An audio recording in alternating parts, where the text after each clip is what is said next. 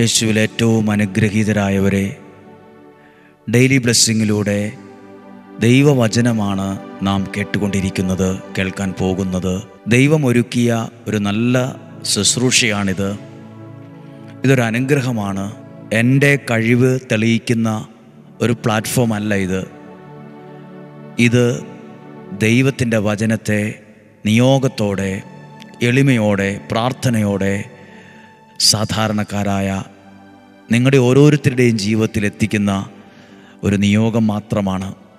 അനേകർ ദൈവവചനത്തെ ഇരു കൈയും നീട്ടി സ്വീകരിക്കുന്നുണ്ട്, സ്നേഹിക്കുന്നുണ്ട്. ഒന്ന് പ്രാർത്ഥിച്ചേ, കർത്താവേ, അങ്ങയുടെ വചനത്തെയും അങ്ങയെയും സ്നേഹിക്കുന്ന ഒരു നല്ല ഹൃദയം എനിക്ക് തരണമേ. കർത്താവേ, അങ്ങയുടെ വചനത്തെയും അങ്ങയെയും സ്നേഹിക്കുന്ന ഒരു നല്ല ഹൃദയം എൻ്റെ കുടുംബത്തിലെല്ലാവർക്കും കൊടുക്കണേ. എൻ്റെ വീട്ടിലെല്ലാവരും ഈ ശുശ്രൂഷയൊന്നും ഇഷ്ടപ്പെടുന്നവരൊന്നുമല്ല. ചിലർക്ക് ദേഷ്യമാണ്, ചിലർക്ക് പിണക്കമാണ്, ചിലർ ഒളിച്ചും പാത്തും ഒക്കെ ഇത് കേൾക്കുന്നത്. ചിലർക്ക് ഈ ശബ്ദം തന്നെ ഇഷ്ടമല്ല, ചിലർക്ക് എന്നെ ഇഷ്ടമായിരിക്കില്ല. ഞങ്ങൾ നിങ്ങളെ അനുഗ്രഹിച്ചാണ് പ്രാർത്ഥിക്കുന്നത്. കേട്ടെ, പ്രാർത്ഥിച്ചേ. കർത്താവേ, അങ്ങയെ സ്നേഹിക്കുന്ന, അങ്ങയുടെ വചനത്തെ സ്നേഹിക്കുന്ന, ബഹുമാനിക്കുന്ന ഒരു നല്ല ഹൃദയം നൽകി ഞങ്ങളുടെ വീട്ടിലുള്ള എല്ലാവരെയും അനുഗ്രഹിക്കണേ. ആമേൻ.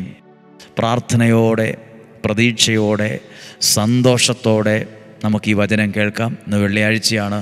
ഒത്തിരി ആളുകൾ ഇവിടെ ഇരുന്നും വചനം കേൾക്കുന്നുണ്ട്. ഒത്തിരി പേർ പ്രാർത്ഥിച്ചുകൊണ്ടാണ് ഇരിക്കുന്നത്. ദൈവം നിങ്ങളെ സഹായിക്കട്ടെ. കേൾക്കുന്ന വചനം ശ്രദ്ധിച്ചേ. ജെറമിയ പ്രവാചകൻ്റെ പുസ്തകം 33-ാം അധ്യായം 3-ാമത്തെ വാക്യം പഠിക്കാനും ഓർക്കാനും എളുപ്പമാണ്. 33-ാം അധ്യായം 3-ാമത്തെ വാക്യം. എന്നെ വിളിക്കുക, ഞാൻ മറുപടി നൽകും. മറുപടി കിട്ടും. നിന്റെ ബുദ്ധിക്കതീതമായ മഹത്വവും നിഗൂഢവുമായ കാര്യങ്ങൾ ഞാൻ നിനക്ക് വെളിപ്പെടുത്തും. നിന്റെ ബുദ്ധിക്കതീതമായ വലിയ കാര്യങ്ങൾ പ്രാർത്ഥനയ്ക്കും മറുപടിയായി ദൈവം നിനക്ക് വെളിപ്പെടുത്തും. ദൈവം നിങ്ങളെ അനുഗ്രഹിക്കും. ഇതാണ് ജെറമിയ 33:3. ഇതിൻ്റെ ഉത്തരം എങ്ങനെയാണ് വരുന്നതെന്ന് അറിയാവോ? ഇതിൻ്റെ ഉത്തരം ഏത് വിധത്തിൽ റിഫ്ലക്റ്റ് ചെയ്തു എന്നറിയാവോ? 33-ാം അധ്യായം 15-ാമത്തെ വാക്യം വായിച്ചേ. ഇതാ എന്നെ വിളിക്കുക, ഞാൻ മറുപടി നൽകും. അങ്ങനെ വിളിച്ചു, പ്രാർത്ഥിച്ചു. ദൈവം കൊടുത്ത മറുപടി നോക്കിക്കേ. ആ നാളിൽ, ആ സമയത്ത് ദാവീദിൻ്റെ ഭവനത്തിൽ നിന്ന് നീതിമാനായ ഒരു മുളയെ ഞാൻ കിളിർപ്പിക്കും. ഒരനുഗ്രഹത്തെ ഞാൻ അവിടെ കിളിർപ്പിക്കും.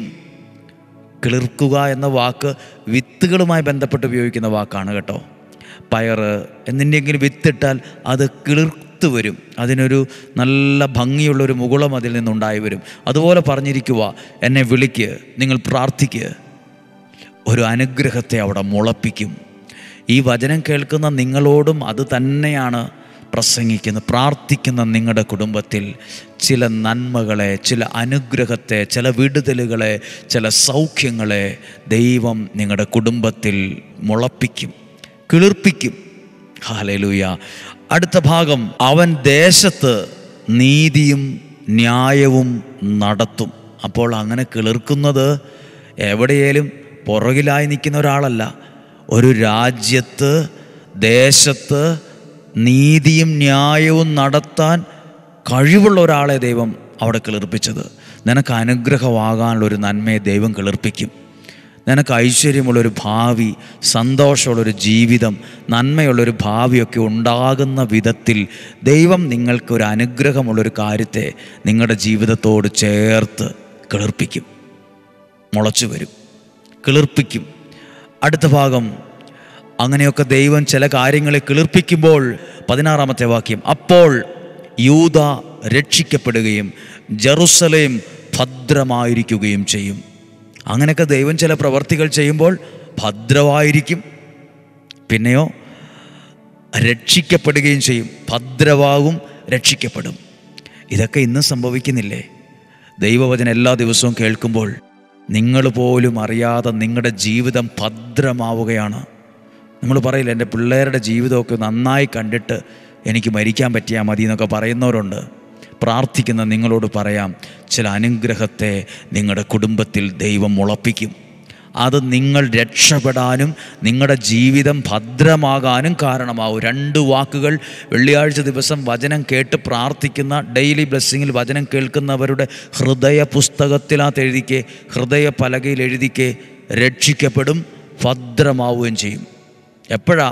എന്നെ വിളിക്കുക, ദൈവത്തെ വിളിക്കണം, ഞാൻ മറുപടി നൽകും, ഞാൻ മറുപടി നൽകും. നിൻ്റെ ബുദ്ധിക്കും ശക്തിക്കും അതീതമായ കാര്യങ്ങൾ നിനക്ക് ഞാൻ വെളിപ്പെടുത്തും. അതിനുത്തരവോടെ എഴുതിയിട്ടുള്ളത്, ദാവീദിൻ്റെ ഭവനത്തിൽ നിന്ന് നീതിമാനായൊരു മുളയെ ഞാൻ കിളിർപ്പിക്കും. നിനക്ക് അനുഗ്രഹമാകാനുള്ള നന്മയെ പ്രാർത്ഥനയ്ക്കുത്തരമായി ദൈവം കിളിർപ്പിക്കും. ഇന്നുവരെയും സങ്കടമാണോ, വിഷമമാണോ, നാളെക്കുറിച്ച് ആകുലതയാണോ, എന്തു ചെയ്യുമെന്നോർത്ത് തലപുകഞ്ഞ് ആലോചിച്ചുകൊണ്ടിരിക്കുവാണോ, ഒന്ന് കരയാൻ പോലും പറ്റാതെ, ഒന്ന് വിങ്ങി കരയാൻ പോലും പറ്റാതെ മനസ്സ് കിടന്ന് ആകുലത്തിൽ മുങ്ങിയിരിക്കുവാണോ? ഭാരപ്പെടുവൊന്നും വേണ്ട കേട്ടോ, ഭാരപ്പെടുവൊന്നും വേണ്ട. ദൈവത്തിൻ്റെ കരം നിങ്ങളെ ചേർത്ത് പിടിച്ചിട്ടുണ്ട്. ഞാൻ ഒരുപാട് സങ്കടത്തിൽ നിന്ന ഒരു സമയത്ത്, പ്രാർത്ഥനയുള്ള ദിവസമാണ്, ഒത്തിരി ആളുകൾ പ്രാർത്ഥിക്കാനുണ്ട്, മുഖത്ത് ആ സങ്കടമൊന്നും അങ്ങനെ കാണിക്കാനൊന്നും പറ്റത്തില്ല. അങ്ങനെ മനസ്സിൽ ടെൻഷനുണ്ട്, എന്നാലും പ്രാർത്ഥനയും പ്രസംഗവും പാട്ടും ഒക്കെ നല്ലപോലെ നടക്കുന്നുമുണ്ട്. മനസ്സ് സ്വസ്ഥമല്ല. അങ്ങനെ ഇരിക്കുമ്പോൾ, ഞാനങ്ങനെ മനസ്സ് സ്വസ്ഥമല്ലാതിരിക്കുമ്പോൾ സൈഡിൽ ഇന്നുവരെ കണ്ടിട്ടില്ലാത്ത ഒരു സഹോദരി അവരുടെ ഒരു കൈക്കുഞ്ഞിനെയും 2 കൈയിലും ആ കൈക്കുഞ്ഞിനെ കിടത്തി നന്നായി ടർക്കി കൊണ്ടൊക്കെ പൊതിഞ്ഞ് വളരെ ശ്രദ്ധിച്ച്, ജനിച്ചിട്ട് അധികം നാൾ പോലും ആയിട്ടില്ലാത്തൊരു കുഞ്ഞിനെ. അപ്പോൾ ഞാൻ ആ വ്യക്തിയെ ശ്രദ്ധിച്ചതല്ല, പക്ഷെ എൻ്റെ മനസ്സിലിങ്ങനെ ദൈവത്തിൻ്റെ സ്വരം കേൾക്കുകയാണ്, അല്ലെങ്കിൽ ഇങ്ങനെ തോന്നുകയാണ്, ആ വ്യക്തിയെ നോക്ക്, ആ വ്യക്തിയുടെ കയ്യിലിരിക്കുന്ന ഒരു കുഞ്ഞിനെ നീ ശ്രദ്ധിക്കുക. ആ അമ്മയുടെ കയ്യിൽ ആ കുഞ്ഞിരിക്കുന്ന എത്ര ഭദ്രമാണെന്ന് നോക്കിക്കേ, എത്ര സുരക്ഷിതമാണെന്ന് നോക്കിക്കേ. നീ ടെൻഷനൊന്നും ആകണ്ട, ദൈവത്തിൻ്റെ കരങ്ങളിൽ നീയും അതുപോലെയാണ്. ഒരു മണിക്കൂറത്തെ പ്രസംഗം കിട്ടുന്നേക്കാൾ ആശ്വാസം എനിക്കുണ്ടായി. ദൈവത്തിൻ്റെ കൈകളിൽ നീയും ആ കുഞ്ഞിനെ പോലെ സുരക്ഷിതമാണ്, ഭദ്രമാണ്. വാക്കിവിടെയുണ്ട്, നിങ്ങൾ രക്ഷിക്കപ്പെടുകയും ഭദ്രമാവുകയും ചെയ്യും. പ്രാർത്ഥിക്കട്ടെ. ഇന്ന് 7 ആശീർവാദത്തോടുള്ള ദിവികാരൻ പ്രദക്ഷിണം ഇപ്പം 8:15 നടക്കും. ദൈവത്തിൻ്റെ അനുഗ്രഹം അതിലൂടെ കിട്ടും. ഇവിടെ വരുന്നവർക്ക് അത് അനുഗ്രഹമാകട്ടെ. ഇവിടെ ഇരിക്കുന്നവരൊക്കെ, ഇവിടെ വരുന്നവരൊക്കെ 33 പ്രാവശ്യം നിയോഗ കൊന്ത ഉപയോഗിച്ച് പ്രാർത്ഥിക്കുന്നുണ്ട്. അത് അനുഗ്രഹമാണ്, ദൈവത്തിൻ്റെ സഹായമാണ്. ഇതിനകത്തൊരു മുത്തുണ്ട്. ഓരോ ദിവസവും കേൾക്കുന്ന വചനം ഈ ഒരു മുത്തിൻ്റെ സ്ഥാനത്ത് പറയണം. എന്നിട്ട് 33 പ്രാവശ്യം ആ നിയോഗത്തിൽ നിങ്ങൾ പ്രാർത്ഥിക്കണം. അത് ചില അനുഗ്രഹത്തിന് സ്റ്റാർട്ടിങ്ങാണ്, തുടക്കമായി മാറും.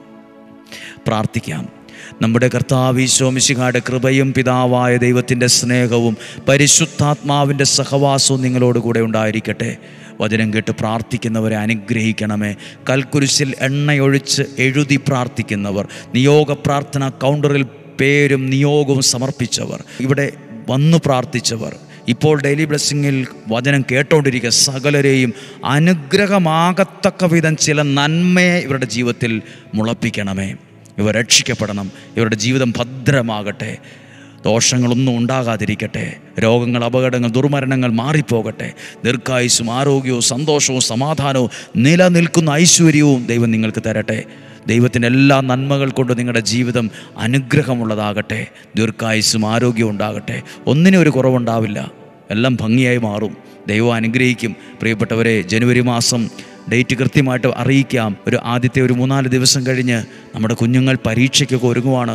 SLC, +1, +2 അതുപോലുള്ള വലിയ വലിയ പരീക്ഷകൾക്ക് ഒരുങ്ങുന്ന അവരുടെ ജീവിതവുമായി ബന്ധപ്പെട്ട പ്രധാനപ്പെട്ട കാര്യങ്ങളാണ്. ഒരു മാസം അടുത്ത വർഷത്തിൻ്റെ ആദ്യ നാളുകളിൽ തന്നെ ആദ്യത്തെ ദിവസം കഴിഞ്ഞ് ഉടനെ പ്രാർത്ഥന ആരംഭിക്കുവാണ്. അതെല്ലാം നമ്മുടെ കോട്ടയ്ക്കുള്ളിലെ കുഞ്ഞുങ്ങൾ അനുഗ്രഹമാകാൻ കാരണമാവും. ഇന്നും ജീവിക്കുന്ന യേശുവിൻ്റെ നാമത്തിൽ വചനം കേട്ട് പ്രാർത്ഥിച്ചവരെ, അയച്ചു കൊടുത്തവരെ, ഷെയർ ചെയ്തവരെ, വചനം എഴുതിയവരെ, വിശ്വസിച്ചവരെ, സ്വീകരിച്ചവരെ മനസ്സുകൊണ്ട് ദൈവനാമത്തിൽ അനുഗ്രഹിച്ച് പ്രാർത്ഥിക്കുന്നു. വിശ്വസിക്കുന്നവരോട് പറയട്ടെ, നല്ലത് വരും, നന്മ വരും, പ്രതിസന്ധികളൊക്കെ മാറും, കയറി രക്ഷപ്പെടും. ദൈവം അനുഗ്രഹിക്കട്ടെ. സാധ്യമായ എല്ലാവർക്കും അയച്ചു കൊടുക്കുക. നാളെയും 5:30 ഒരുമിച്ച് കാണണം, ഒരുമിച്ച് തന്നെ പ്രാർത്ഥിക്കണം. ശനിയാഴ്ചയാണ് എങ്കിലും ഒരുമിച്ച് വചനം കേൾക്കാൻ നമുക്ക് സാധിക്കട്ടെ. നമുക്ക് ഒരുമിച്ച് കാണുന്നതുവരെ വലിയവനായ ദൈവം എന്നെ നിങ്ങളെയും കണ്ണിലെ കൃഷ്ണമണി എന്ന പോലെ പരിപാലിക്കട്ടെ. ആമേൻ.